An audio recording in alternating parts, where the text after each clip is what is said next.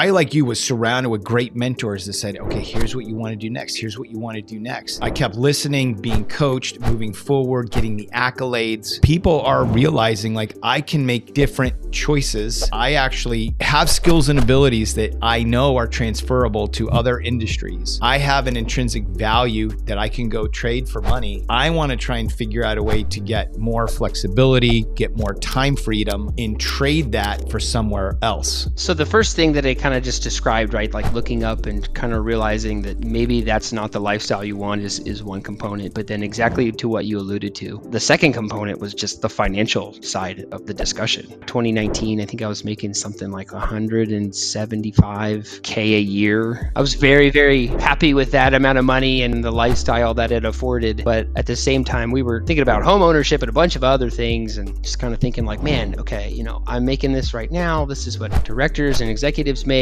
and this is what vice presidents make. And like the differences they're subtle, but they're not massive. And this pathway that I want to get on to the point where I'm buying my time back through some other avenue or business venture where I'm buying assets or buying businesses, and it moves so much slower at that pace versus in some of these other industries. And I had a lot of friends and mentors, ex-managers that had left and moved on. Finding those leaders that are financial minded, that start giving you the insight, unlocking it and saying, here's how everything works behind the curtain is critical to all of us in our learning. I mean, I found those breadcrumbs along the way too. And I think then the more you lean into that and you consume it, all of a sudden your eyes open up and you realize if I'm trading my time and talent for not just money, but also for equity that has this upside, it also has risk too. Most equity plans, they try and make adjustments for that to make sure they can hold on to great talent. That's a game changer. I have definitely heard people creating objections for themselves saying, well, I'm over here working on airplane parts. How am I going to now go to work for big tech? They see the differences. They don't see the similarities. I went through a pretty detail-oriented process of identifying transferable skills. And I started by kind of saying, okay, these are the companies I want to work for. This is what lines up with my kind of career and lifestyle goals. I'm going to do some research. I'm going to try to get to a list of like 3 to 5 job roles that I could do in tech. There's lots of non-technical positions in tech. There's lots of technical positions in tech. So kind of went from that approach to see if my engineering experience would line up with any of technical ones versus the non-technical, but kind of landed on like 2 to 3 job roles that fit my transferable skills. And then just kind of dialed in on specific roles, specific companies, specific levels, and would just read job requisitions. Spent a lot of time while I was off reading job requisitions to understand, hey, this is the description for this senior program manager. What percentage of this have I done already versus what would be a stretch versus, where would I need to fill a gap? Did that for lots of different positions until I had a pretty good idea of what made the most sense. And I came in as a principal or senior manager in kind of a new greenfield space that was responsible for building a technology-oriented team. It was a great fit, and nobody's ever questioned my background or my education after the point where I interviewed. So at that point, it just becomes results-oriented, right? What can you deliver? And you're only as good as your latest delivery. Then it's okay, on to the next one, on to the next one. People need to be able to articulate what they've done and their results and their impact that they make to the business. I found as a hiring manager, a lot of times people would come in and they would want to start almost drowning me. And I get the fact that you did that, you can do that, great, but help me understand the impact of what you did. Because if they don't, that can be a risk as a hiring manager because they may not get the bigger picture. They may not understand and be able to prioritize well. So, what is the best way to really present themselves in this type of environment? Some job description context is necessary. I don't ever encourage people that work with me to go right into accomplishment, and then be done, because it doesn't tell the whole story. In fact, it potentially could tell too small of a story, especially with higher level leaders of teams and people. Like, you got to be a little bit more diverse than that. So the way we do it is typically the first bullet. They don't need a ton of information. You don't need pages and pages or sentences and sentences, but give them some borderlines to kind of identify why your role is important and kind of the parameters that it exists in. Then you move into some of those value-driven, impact-driven, results-driven accomplishment bullets. Sometimes what we call like diversity bullets that would be meant to show outside of just results for a business. Like, what did you do for people? How did you make people better, right? How did you think about bettering other individuals or other teams? And how was that a strategic part of what you did on a day-to-day basis or, week-to-week, month-to-month basis? You really do need to kind of paint a more colorful picture than just, I'm the guy that delivers financial impact and I did it here, and here. Well, that's great. But,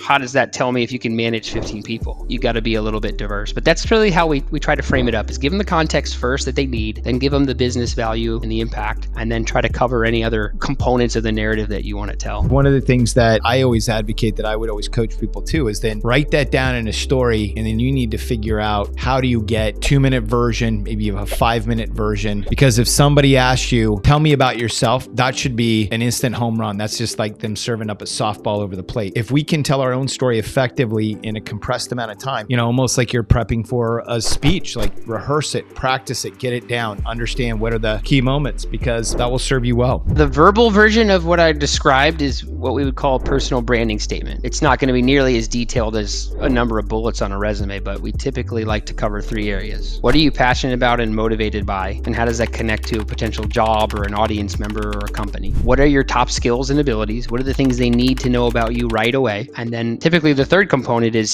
some aspect of quantifiable deliverables. So tell them what you're excited about, tell them what you're good at, and give them some sort of an anchor point for what you've delivered in the past. That's typically the formula that we use in a number of spaces and places, like a professional summary on a resume, or maybe an intro on a LinkedIn profile, or even potentially a networking, message where you're meeting new people. But you're exactly right. You got to have some form of an elevator pitch ready to go that puts the best stuff up front.